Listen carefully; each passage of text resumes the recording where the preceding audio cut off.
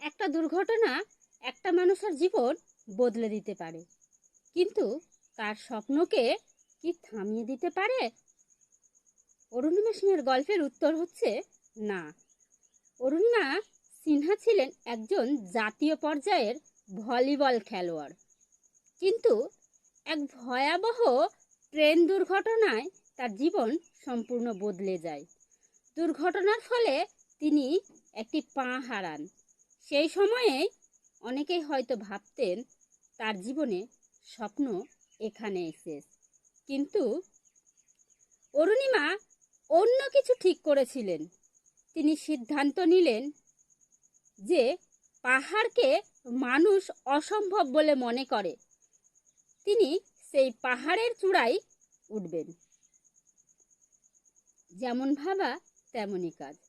কৃত্রিম পা নিয়ে শুরু হলো কঠিন প্রশিক্ষণ।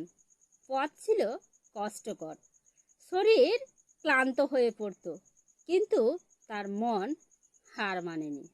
অবশেষে 2013 সালে অরুণিমা সিনহা মাউন্ট এভারেস্টের চূড়ায় পৌঁছান।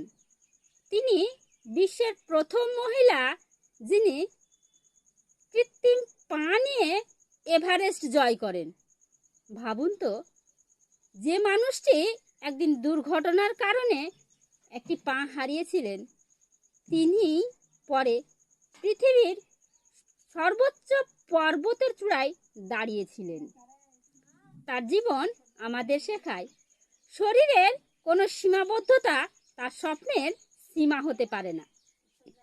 তাই জীবনে যত বাধাই আসুক, একবার নিজেকে বলুন, আমি থামবো না, আমি চেষ্টা করে যাব।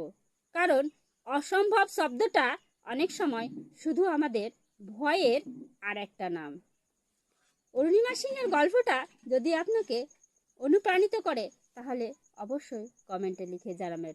গল্পটা ভালো লাগলে শেয়ার করে সবাইকে শোনার সুযোগ করে দিবেন। এতক্ষণ পর্যন্ত শোনার জন্য সবাইকে অসংখ্য ধন্যবাদ।